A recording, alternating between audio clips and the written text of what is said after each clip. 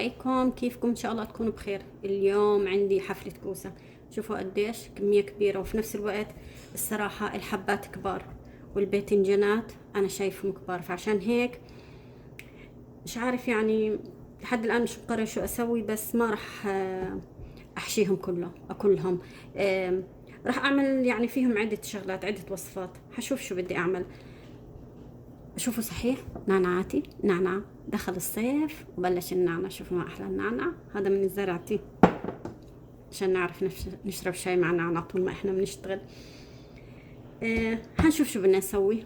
شي راح اعمله، شوف حطيت هون مية، راح قطعت الكوساية لنصين، راح احطها في المية واخلي الكوساية حتى تستوي، اشغل تحتها النار طبعا، واخلي الكوساية حتى تستوي. بس تستوي بطلعها من المي وبحط عليها ملح وباكلها.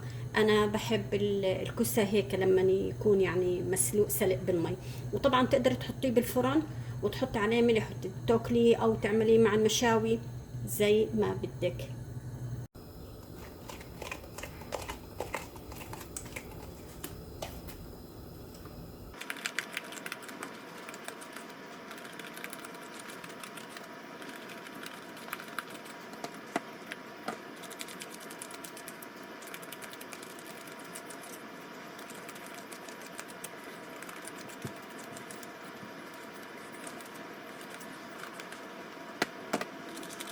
عندي هون الكوسة، راح احط عليهم شوية فلفل اسمر او اسود عشان في ناس ما بتحب كلمة اسمر، اسود وشوية ملح، واكلهم زي ما هم هيك.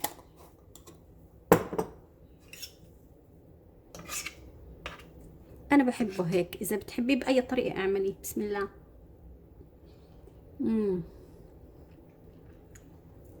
الله، عشان انا بحب الملح بدي احط كمان. خرافة. في ناس على فكرة ما بتحبه، بتعتبره دالع، يعني ما إله طعم بس انا لا، والله انا بيعجبني. بسم الله. تانية للكوسة، اعمليه زي هيك بعد ما تسلقيه. وهي حطيت تومة، سن تومة، وشوية لبن أو رايب، وخلطيه مع بعض. لذيذ لذيذ.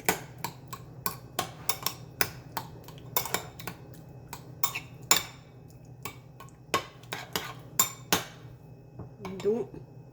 بسم الله. لذيذ لذيذ لذيذ.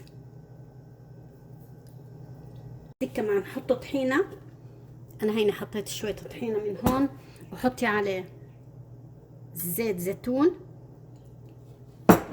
وغمسي. بسم الله.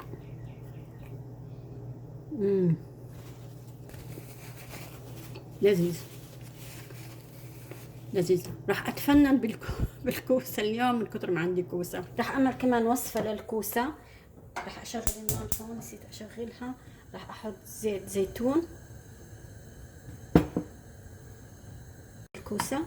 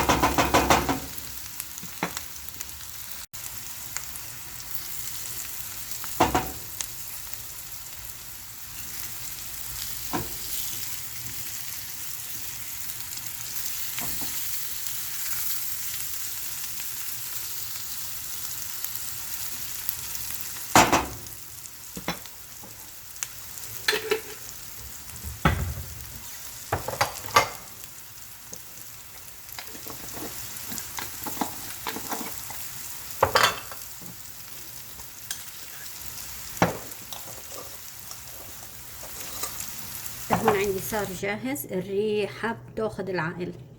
بسم الله. عملت لي كاسة شاي بالنعناع، يا سلام على النعناع ريحته. بسم الله.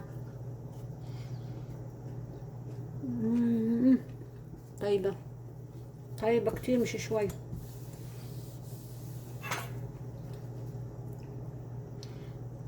هاي من الأكلات القديمة اللذيذة اللي انتست في هذا الزمن، بس حقيقي لذيذة مع زيت الزيتون، لذيذة. ضليتني أحفر في كوسة وباذنجان حتى عبيت التنجرة هاي. راح أحضر التتبيلة وأبدأ في حشي الكوسة. أجهز اللحمة اللي راح أحطها تحت الكوسة والباذنجان. هي مش لحمة يعني كاملة، يعني شوي عظم على شوية لحمة. هاي اللي بعمل فيها أنا، يعني شوربة الفريكة. ليش نكبها؟ في ناس مش لاقية تاكل يعني منيحة. راح أحط توم، بهارات مخلوطة أو مشكلة، ملح، فلفل أسود، وهون دهن نكهة اللية. شوفوا هيا عشان نكهة لية الخروف. في ناس بحطوا لية للمحاشي، بس احنا هون عنا ببيعوا نكهة لية الخروف، لذيذة كتير على المحاشي فبحب احطها، بتعطي طعم كتير لذيذة للمرق. الرز المصري اول ما بلشت يعني اعطيته تقريبا ساعة. ورز مصري في المحاشي ما تستعملي الا الرز المصري. الرز البسمتي ما بيطلع طعمه لذيذ زي الرز المصري. وحطيت هون اللحمة. راح احط النعناع الناشف، اذا بتحبي حطي بقدونس، شوية هال، فلفل اسود، ملح. طبعا هون بده ملح لانه يطلع حلو كمان. شوية قرفة، شوية بهارات مشكلة، وزيت لا كركم. وطبعا راح احط زيت زيتون. راح احط زيت زيتون، بتحبي حطي زيت ذرة زي ما بدك. وشو راح احط كمان؟ راح احط بصلة هون وفرمتها نعمتها. بتعرفوا هون البصلة بتعطي نكهة لذيذة، حتى انا عشان بحبه يعني كترت وهرستها. ما بدي البصلة تبين، بدي بس طعمتها.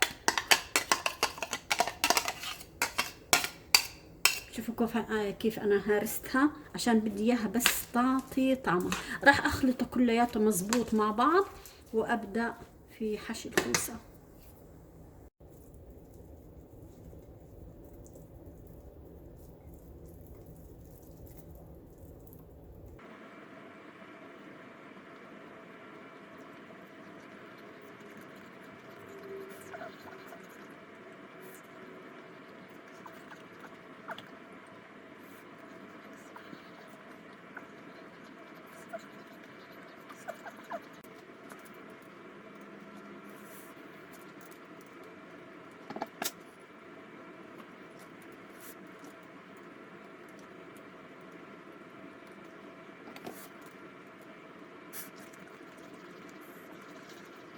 عندي الكوسة وضايل لسه في كمان كمية راح اعملها كمان شوي.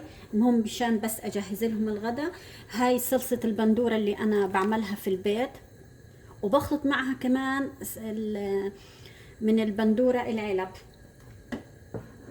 بعطي صلصة البندورة اللي انا بعملها في البيت بتعطي للمحاشي نكهة لذيذة. وهون كمان عندي مية سخنة، راح اتركه على نار عالية اول نص ساعة. وراح احط كمان زي ما قلت لكم هون بندوره. شوف انا حاطه ملح وحاطه فلفل اسود لما بهرت اللحمه، فما راح احط شيء هسه لاني انا اصلا حاطه. وراح احط كمان ميه طبعا حتى اغمرهم او تحتهم بشوي. راح اسخن كمان ميه واحط على قدهم او انزل هيك شوي، لانه عشان اعطيه مجال يغلي وما يكب لي على الغاز.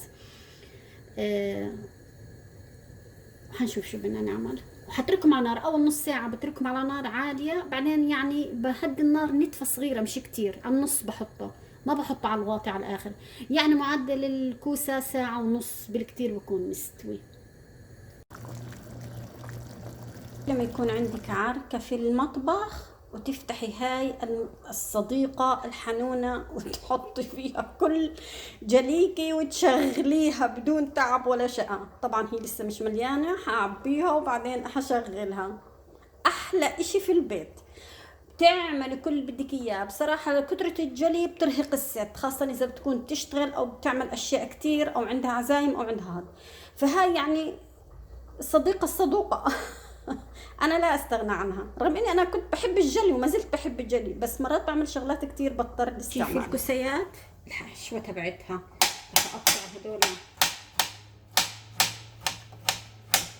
وراح اعملهم، لانه هدول مع شوية بصلة ومع شوية سمنة او زيت زيتون وتومة وفلفل بحرق، حطي عليها ملح وفلفل اسود.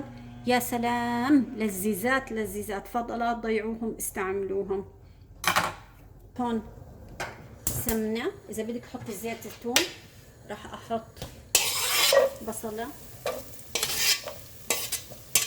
واقلبها واحط شوية تومة.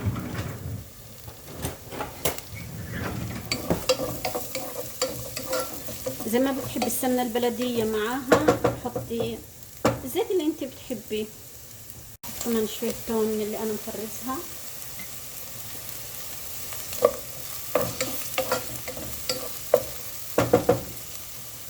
كمان فلفل بحرق حطيتها بالشرش تبعها عشان انا بدي اياها تكون بتحرق.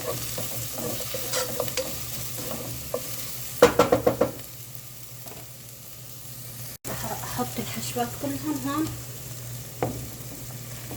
في ناس بتحط بس توم، ما بتحب تحط معاها بصلة، فاذا بتحبي بس تستعملي التوم تقلبي الزيت بالثوم وبعدين تحطي الحشوة برضه بمشي الحال. وراح احط ملح وفلفل اسود واخليها حتى تتدبل وتستوي، بعدين اطفي تحتيها. بتاخد شوي كتير.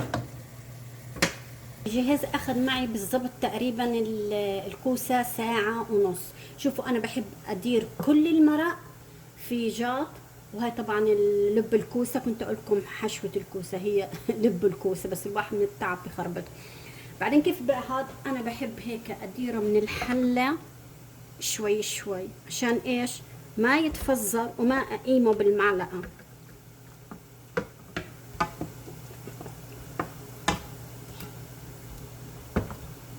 هيك انا اسهل لي. بس يا سلام على البخار. هاي شوفوا، فهيك بسكبه شوي شوي من الحلة عشان ما اطول حبة حبة. وهذا طبعا زي النار، استحالة اني اقدر ادوقه، لازم استنى عليه شوي. لا تنسوني باللايك والشير والاشتراك، والسلام عليكم ورحمة الله وبركاته. لا تنسوا ذكر الله، لا إله إلا الله وحده لا شريك له، له الملك وله الحمد وهو على كل شيء قدير، عدد خلقه ورضا نفسه وزنة عرشه ومداد كلماته. الحمد لله، الحمد لله على نعم الله التي لا تحصى عددا. الحمد لله ملء السماوات والأرض وما بينهما، الحمد لله.